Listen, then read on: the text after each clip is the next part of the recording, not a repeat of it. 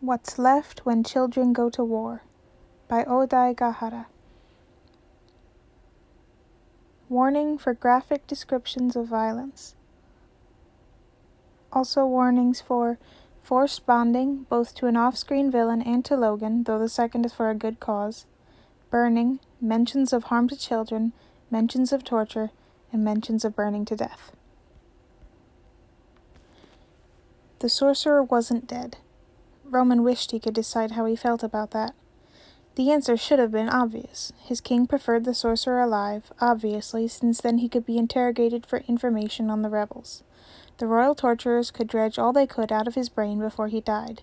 And then he would die, bound in nullifying chains and all alone, and it would be a mercy. That was his king's wish, so it was Roman's as well. He should have been content with that, should have been a loyal soldier, oath-bound as he'd been since childhood, should already have put his captive in chains to take him back. But he couldn't stop thinking about how the torturers might break his glasses, or bash in that scholarly face, or break all of those ink-stained fingers. He couldn't stop seeing the blue splashed across the clearing. He'd kept their trails separate. The sorcerer, his soulmate, though his oath constricted his throat at the blasphemous thought, had never seen him coming. Roman had only ever been allowed to use his magic on hunts, had only ever mastered stealth, and it seemed even another mage couldn't see through it, chaotic and borderline useless as it was. Funny how that didn't make him feel any better. Roman knelt beside the sorcerer's prone form and considered slitting his throat right there, more to torment himself than because he could do it. His oath marks tightened further, runes digging into his wrists and neck and starting to burn. His king didn't want the mage dead. He couldn't kill the mage. Gods, it was so hard to think.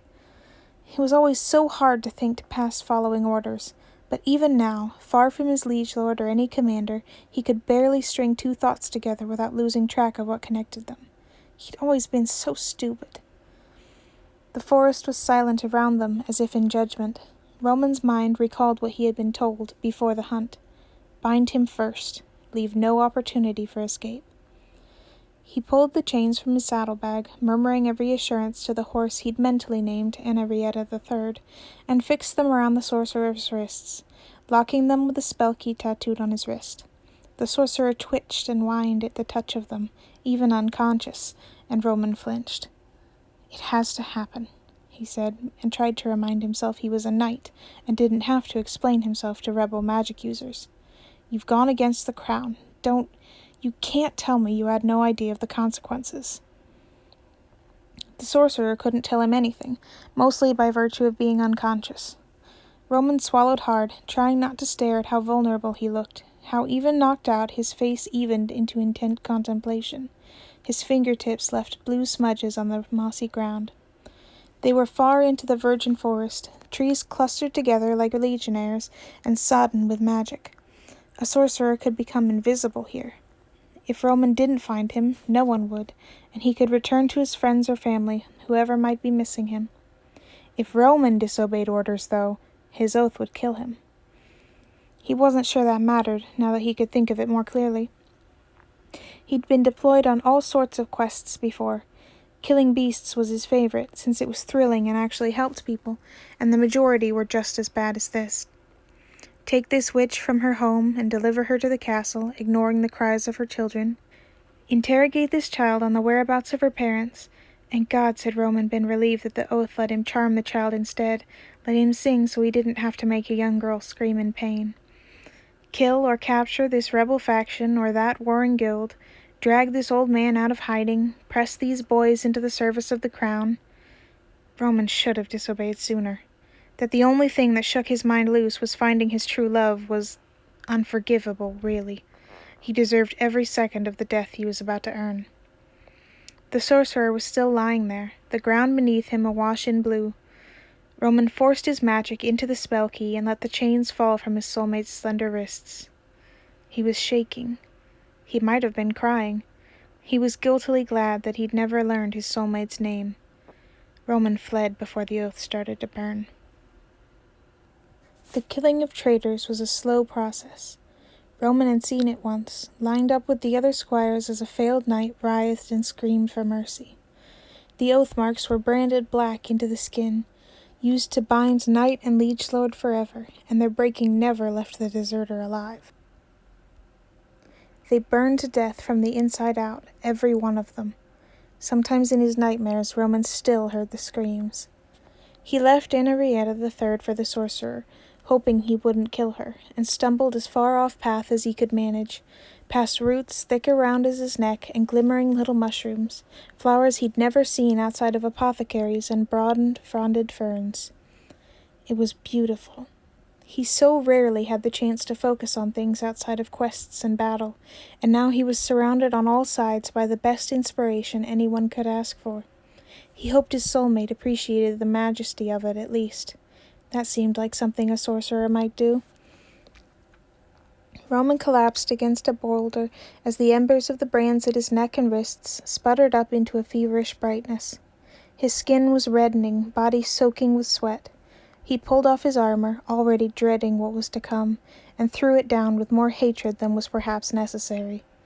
He left his sword more reluctantly, then went to lay by the boulder, panting to offset the heat.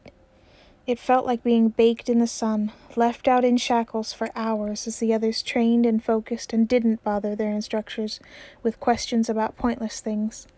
It felt like being branded for the first time. Him and his brother and 100 other boys all standing in a line, trying their best not to fidget. Like the first time he'd tried to disobey, when his brother had disappeared, and he'd wanted to go after him. If he hurried, he could go back and capture the sorcerer again, and the spell might let up. It would let his liege lord know that he had tried to go against his wishes, sure, but Roman wouldn't die. Not until he got back. Hell, if his king was feeling generous, he might not be executed even then. His king might just call him a disappointment instead, leave him to the torturers himself for a few days, and perhaps he'd hear his soulmate screaming, or would see the blue trail where he'd been dragged down the hall to another chamber, and perhaps his soulmate would see his trail and know that he was there, but it was too late, that there was no happy ending, not for them. But soulmates were a magic thing, and the only ones who could see their true love's trails had to be either for the crown or against it. There would never have been hope, not for them. Especially not if the sorcerer had gotten the chance to look at Roman and see the coward he was fated to love. Roman's skin felt as though it was aflame. He choked back a shout and writhed, trying to sit upright and couldn't get his arms to work. His neck was ablaze, the magical brands on his wrists tight and scalding. It was like an amputation in slow motion, a cauterization never complete. His vision was white and spotty. He couldn't stop panting. What would his soulmate think once he awakened? Perhaps that some other rebel had come up and released him, or that it was a trap and he should be on his guard? Would he follow Roman's trail if he saw it? Could he be convinced to kill him more quickly? Roman lost track of time. He stared up at the canopy, heaving, and finding each inhale more and more difficult to take. The heat seared his lungs. It parched his skin red, dried his tongue and eyes, made it even harder to think than usual. He curled in on himself, biting at his hands to try and distract himself from the pain, and the hotness of his skin burned his tongue. He thought his eyes themselves must have been blazing. He didn't have the breath to scream, but as the flames increased to a roar, he made his best effort anyway, rasping and squirming, wishing he could cry. The oath wouldn't let him lose consciousness. He had to feel every moment, every damn second, and God's, please, just let it stop. Let him die. He was sorry, okay? So sorry. A ragged mule escaped his throat, and he lashed out against the boulder, a weak little impact that did nothing to jar the heat loose. Any moment now he'd burst into flames, and then it would be over more quickly. Any moment and the agony would triple, become truly unbearable. God's, Roman was such a coward. What made him think he deserved to cry? Cool hands on his neck, pressing sharp fingers against the brand. Roman whined and tried to buck away, to press towards them. The pressure hurt, but the temperature was so perfectly cold.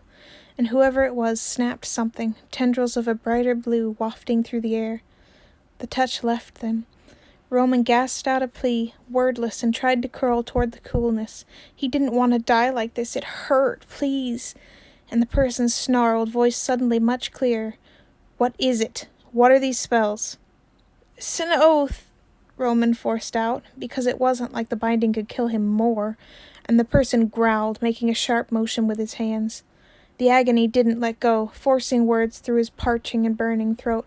"Please, it hurts. Just kill me. I don't want to die like this." "I'm not going to kill you," the stranger said, and Roman would have answered, but the heat exploded, and he was screaming. An explosion of blue dazzled his eyes, cutting through him in a cooling wave, erasing the fire and leaving ice in its place.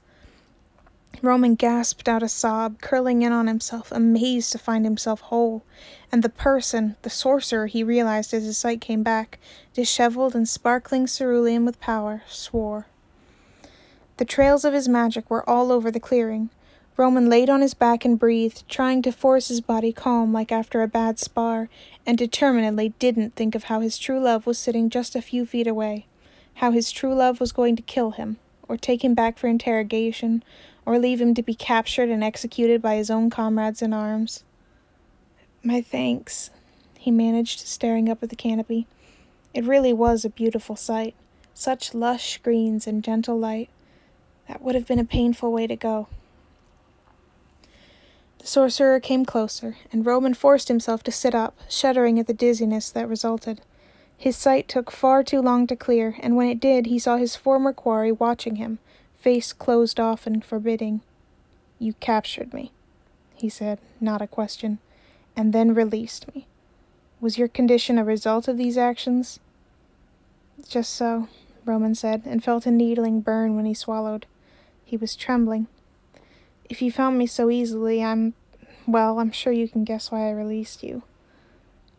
"It would have killed you," the sorcerer said, glaring. Roman managed to glare back. That was hardly the part of this whole venture that should have driven this magician to anger.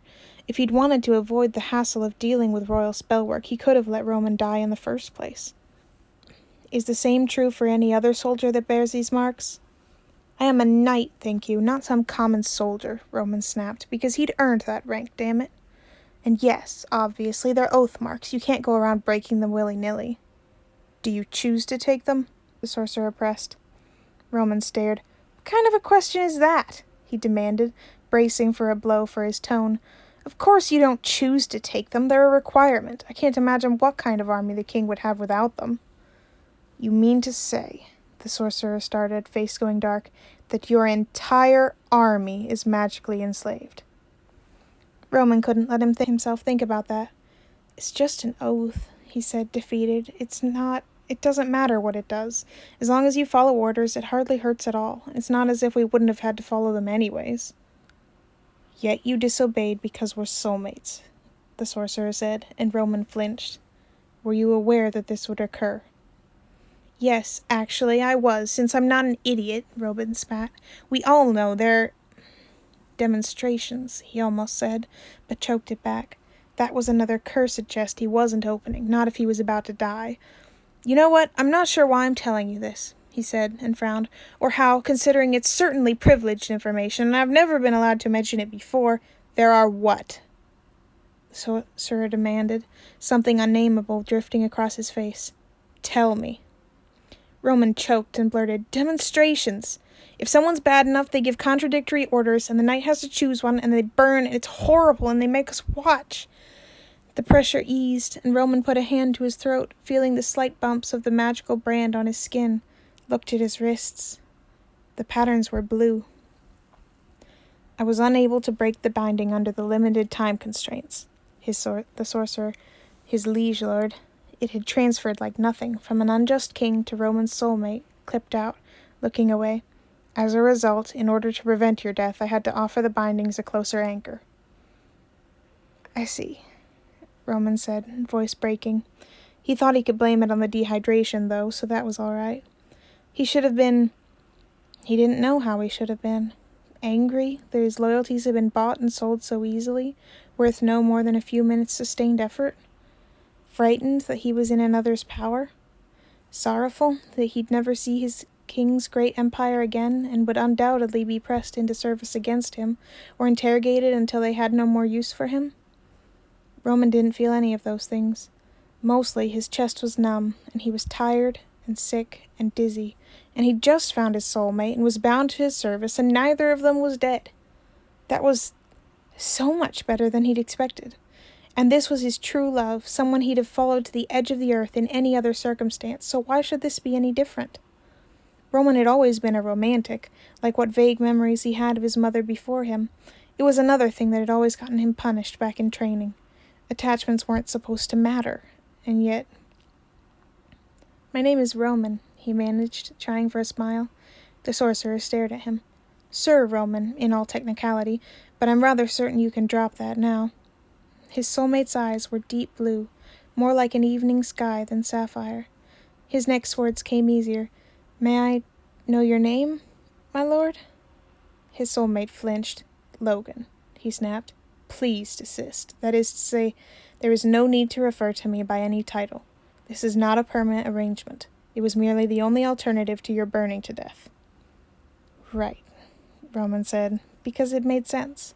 He'd been an enemy, he'd nearly captured his own soulmate, he'd already betrayed an oath, and how did his soulmate, did Logan, he thought, and the name was cold fireworks in his mind, even know he was any use?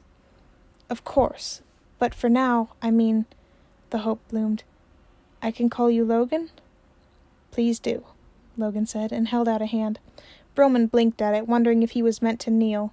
He wasn't sure he could make it without keeling over, but it was rather rude not to. Or kiss it, or what, and Logan said, annoyed, "I am offering to help you stand." Roman took his hand and stumbled to his feet, legs shaky but holding his weight. Logan faltered when he saw where their palms met, pulling his hand back against his side.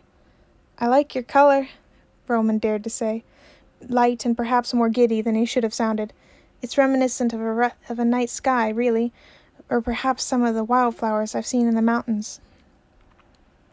Logan adjusted his glasses, still refusing to meet Roman's eyes. "While it may be reminiscent of those things, it is unrelated to them. The color is the mind's way of conceptualizing a perception that isn't actually related to our optic nerves, and thus technically unreal. My magic is no more blue than yours is red." "My magic is red?" Roman blurted. Before he could master himself, asked, "What shade is it? Dark as blood? Bright like a summer rose? More of an orange red? Because, while I'm not certain those count, I suppose they could be considered as such if you called them red-orange. More of a sunset color at that point. Sorry." Suddenly it was hard to breathe. Of course you don't have to answer that, Logan. "The pursuit of knowledge is rarely a bad thing," Logan said. "And for your reference, your magic is a bright scarlet. Though it's curious that you don't already know that. You would have had to use magic to avoid detection while you were hunting me." Roman cringed. "That's, stealth magic. Not the usual fare from what I've heard, and I'm always doing it wrong, really. I understand if you're angry about all that." "Why would I be upset about an unusual form of stealth magic?" Logan asked blankly, and when Roman didn't answer, made a sound and dug in his pack before handing him a flask. "If you wouldn't mind, please drink this. It contains water and electrolytes." Not technically in order, but it wasn't as if Roman was about to refuse his soulmate anything, especially not if that anything was water. He accepted the flask and took a swig, then spluttered, rapidly choked it down, and shrilled, "What's that?" "Water, vinegar, lemon, and salt mostly," Logan said, looking at him like he was a particularly slow recruit. "I did say it contained electrolytes." "Why would I know what electrolytes are?" Roman demanded, but cut himself off when Logan came closer, already regretting the outburst. He was so impulsive, why couldn't he ever just shut up? "I suppose you wouldn't, if the Githrians really do treat their soldiers so inhumanely," Logan said, taking back the empty flask. "Are you capable of walking?" "Yes," Roman said automatically, and found to his surprise that it was nearly true. "I'm hardly even dizzy." "That is adequate, I suppose," Logan said. "We will have to leave your horse here. There's a tracking charm attached to its side that it would take some time to remove, and I would rather not risk pursuit. Do you have any objections?" Roman shook his head. "She's trained to leave if she's alone and unbound for too long. Something of a failsafe for if a knight dies." He had to stop for a moment, swaying. Logan waited. "Where, if I might ask, that is, where are we going?" "To my previous destination," Logan said, "the border of the Githrian and Cadora empires, which I believe you call the Slumbering Mountains. There should be resources there that will allow me to break the binding." Roman felt a swell of heartbreak, swiftly quelled by his own realization that, "That's at least a week's journey on horseback." "Yes," Logan said, glare returned, "but unfortunately there is no closer option. I will not endeavor to impose upon you during the trip. Has your dizziness passed?" "I believe so," Roman said, and Logan gave a sharp nod. "Good. In that case we should be going. Please inform me if you tire. I am capable of carrying more than you can through the use of enchanted items, so for now I think it best that you would not bear any extra weight." "I can carry as much as you need me to," Roman argued, and Logan gave him an unimpressed look. He felt quiet, something cold and clawing in his chest. Logan turned the next second, giving Roman another glimpse of the blue trails he left across everything, splashes of indigo that glowed where they landed, and the cold morphed into hot resolve. Logan wanted to sever the binding now, sure, but that was because he didn't know Roman yet, because he didn't see how useful and loyal he could be, how much he might serve. Perhaps he wasn't convinced that they were really soulmates either, or that Roman was a soulmate worth having. But that could change. Fate had willed their meeting after all, and Roman was bound to his service now. All he had to do was prove his worth, and he might earn a sort of happy ending after all.